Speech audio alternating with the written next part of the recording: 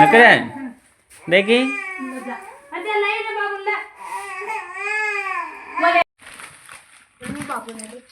गेला है सीता के सामान ये पेंसिल रबड़ देखी इतना बड़ा रबड़ रबड़ है ना। वो घूम रहा बाहर। मैं अपनी इस बीमारी को लेके मैं काफ़ी टेंशन में रहता हूँ, क्योंकि इसका मुझे अभी तक ये नहीं चल रहा कि मैं ठीक हो पाऊँगा या नहीं हो पाऊँगा, और आगे मेरे इन बच्चों का भविष्य क्या होगा। तो इस चीज़ को लेके मैं काफ़ी टेंशन में रहता हूँ। कभी भी कोई मुसीबत आती है तो उससे भागने के बजाय उसको समझने की और उसको सोल्व करने की कोशिश करनी चाहिए कि यार इसको कैसे सोल्व करें या इस मुसीबत से कैसे निकले। तो वो करना चाहिए, नहीं कि आप अपने परिवार को छोड़ते हो या आप उसमें लड़ाई झगड़ा करते हो। तो वो ना करके उसको समझने की कोशिश करनी चाहिए। तो guys welcome to my new blog. और अभी की बज चुके हैं 12:30 और बाहर भी काफ़ी धूप खिली हुई है जो आपको दिख रही होगी। और मैं बैठा हूँ अपने रूम में। हर्षिता की मम्मी और मितांशु गए हुए हैं मार्केट, क्योंकि उसकी मम्मी को कुछ हॉस्पिटल में जाना था, उसकी कुछ प्रॉब्लम थी और हर्षिता की कटिंग करवानी थी।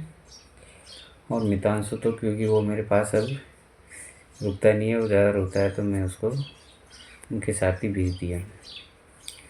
तो गाइस चलिए आज का ब्लॉग स्टार्ट करते हैं। अगर आप नए हैं तो चैनल को सब्सक्राइब करना ना भूलें, लाइक शेयर कमेंट ज़रूर करें और पूरा ब्लॉग देखें।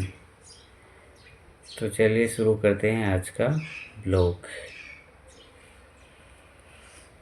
ये पूरा रूम खाली है दोस्तों, मैं अकेला हूँ, कोई नहीं है। हर्षिता ने मितांशु का टोपा ऊपर उछाला तो वो पंखे की पंखुड़ी के वहीं अटक के रह गया। और ये काफ़ी रोने लग जाता है तो फिर रुकता नहीं है। ये तैयार होके जा रहे हैं ये मार्केट, फिर हर्षिता के बाल कटवाने थे और हर्षिता की मम्मी को जाना था हॉस्पिटल। यहाँ फेंक दिया उसने, ये रुकेगा नहीं, ये इसकी जाने के लिए काफ़ी उतावला हो रहा है ये भी। तो ये जा रहे हैं मार्केट और मार्केट से आएगी काम वगैरह निपटा के, तब तक मैं अपना काम कर लूँगा जब तक ये आएगी। देखिए भाई तो किराए को नहीं, देखिए भाई तो किराए को नहीं। अब ये गोदी में लेने की बोलेगा कि मुझे गोदी में लो, कुछ खाने के लिए तो लेगा नहीं, पर इसको गोदी में जरूर लो, खाने का नहीं। खराब कर ले बाय करो, पर ये बाय नहीं करेगा। देखिए इधर देखिएगा भी नहीं है। तो गाइस ये बात कभी कभी काफ़ी बुरी भी लगती है, क्योंकि हर्षिता मुझे कई बार बोलती है कि पापा आप स्कूल नहीं आते, मम्मी भी स्कूल नहीं आती, दूसरों के मम्मी पापा उन्हें कभी लेने आते या कभी छोड़ने आते हैं। तो इस बात को लेके मैं कई बार बोलता हूँ कि बेटा मैं जब ठीक हो जाऊँगा तो मैं तुझे ज़रूर लेने आऊँगा, पर इस बीमारी का कोई पता नहीं है कि ये मैं ठीक होऊंगा या नहीं हो पाऊँगा। तो इस चीज़ से काफ़ी मन दुखी भी होता है, पर क्या करूँ, बीमारी के आगे मैं भी मजबूर हूँ। और मेरे घर पे यहाँ कोई रहता नहीं है, क्योंकि सब लोग बाहर ही रहते हैं। मैं, मेरे पापा, मिसेज और मेरी मम्मी, ये हम 4 लोग ही रहते हैं, बाकी और सब बाहर रहते हैं। तो यहाँ कोई आने जाने वाला भी नहीं है कि बाज़ार से कोई काम हो तो उनको ले आए। मेरे पापा जाते फिर उनसे गाड़ी सही से चलती नहीं तो वो लेके जाते नहीं हैं, कम ही लेके जाते हैं। तो अब मैं ठीक होता तो मैं उनको लेके जाऊँ, पर क्या करूँ, मैं अपनी बीमारी क्या है कि मैं भी मजबूर हूँ तो उनको ही भेजना पड़ता है। तो ये चीज़ मतलब मुझे काफ़ी मतलब कभी-कभी तो रोना भी आता है कि यार मेरे बच्चों ने तो अभी मेरे साथ मतलब कभी इस तरह से मार्केट जाना आना घूमना फिरना कभी किया ही नहीं, क्योंकि जब हर्षिता छोटी थी तो उसके साल डेढ़ साल बाद ही मुझे ये बीमारी हो गई। तो हर्षिता को भी याद नहीं है कि पापा ने कभी गोद में भी उठाया हो या नहीं उठाया हो। और मेरा लड़का तो अभी काफ़ी छोटा है तो उसको तो बिल्कुल ही ये नहीं है। तो मतलब मन काफ़ी ऐसा होता है कि यार सब कुछ आंखों के सामने पर चाहकर भी कुछ नहीं कर सकता। बच्चे कभी किसी चीज़ की जिद करते हैं जाने की आने की, तो उसको कैसे पूरा करें, क्योंकि हर बात हर किसी के साथ ये भेज भी नहीं सकते, हर किसी से हर काम के लिए बोल भी नहीं सकते। तो मैं इस चीज़ को लेके काफ़ी दुखी रहता हूँ और काफ़ी मन ही मन में काफ़ी मतलब एक, और मिसेज है वो बेचारी अकेली वो क्या करे, बच्चों को आना जाना उसकी बस की बात नहीं है। पर फिर भी वो सारा काम वो मेरा घर का भी करती है मार्केट का भी करती है, तो सारा काम वही संभालती है। मतलब हम 3 बच्चे हैं हम उसके साथ, तो मैं भी एक बच्चे के जैसा ही है उसके सामने, क्योंकि मेरा सब कुछ उसी को करना पड़ता है। मेरा सिर्फ मैं नहाने के अलावा मेरे कपड़े धोना रखना सामान वगैरह सब उसी को करना पड़ता है। तो वो भी हम एक बच्चे 2 बच्चे ने वो 3 बच्चे मतलब केयर करने जैसा उसके साथ काम है।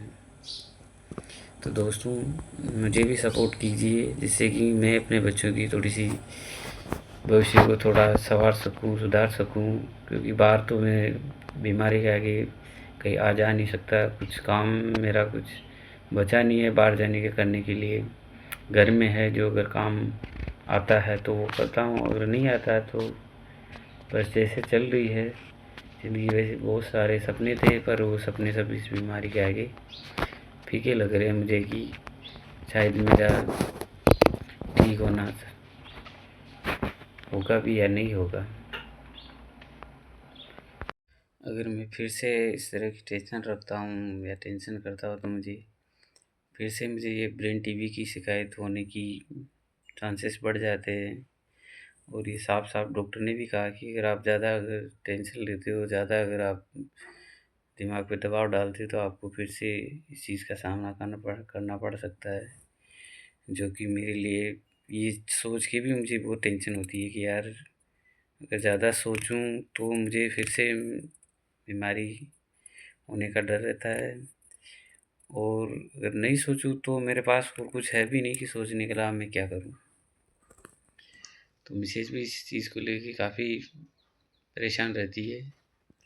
हमारी शादी की 1.5-2 साल बाद ही मुझे ये बीमारी हो गई। तो सबके अपने सपने होते हैं शादी के बाद के, पर हमारे वो सपने सपने ही रह गए। दोस्तों कभी कभी तो हमारे बीच में इस बीमारी को लेके बहुत झगड़े भी होते हैं, क्योंकि घरवाली बोलती है कि आप ठीक नहीं होना चाहते हो। मैं कहता हूँ कि अगर मुझे बीमार, मैं चाह के थोड़ी बीमार हुआ कि मैं ठीक नहीं होना चाहता हूँ। पर दोनों के बीच में मतलब आप खुद सोचो कि इस उम्र में आके दोनों के बीच में अगर इस तरह की अगर प्रॉब्लम हो तो आदमी खुद ही ये होता है कि यार। तो इस बात को लेके भी हम काफ़ी मतलब एक दूसरे से खींचातानी होती है।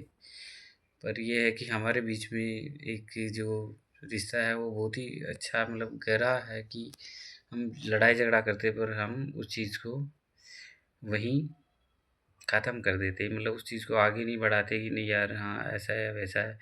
वो जब दुखी होती है या परेशान होती है किसी चीज़ को लेके तो फिर वो बोलती है। बाकी ऐसा नहीं कि वो मेरे साथ मतलब गलत व्यवहार करती हो या गलत मुझे बोलती है, बिल्कुल नहीं बोलती हो।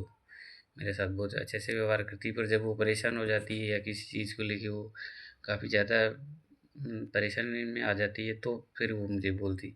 कभी-कभी तो वो रात को सोती नहीं है, नींद खुल जाती है उसकी, तो वो बैठ के सोचने लगती है। तो इस चीज़ को लेके हम दोनों काफ़ी मतलब इसमें रहते हैं कि यार आगे की ज़िंदगी कैसे गुज़रेगी? अभी तो चलो ठीक है, पर आगे का क्या करना है, क्या सोचना है, वो उस चीज़ को लेके हम बहुत ज़्यादा मतलब दोनों ही हमें अकेला ही नहीं, हम दोनों ही बहुत टेंशन में रहते हैं।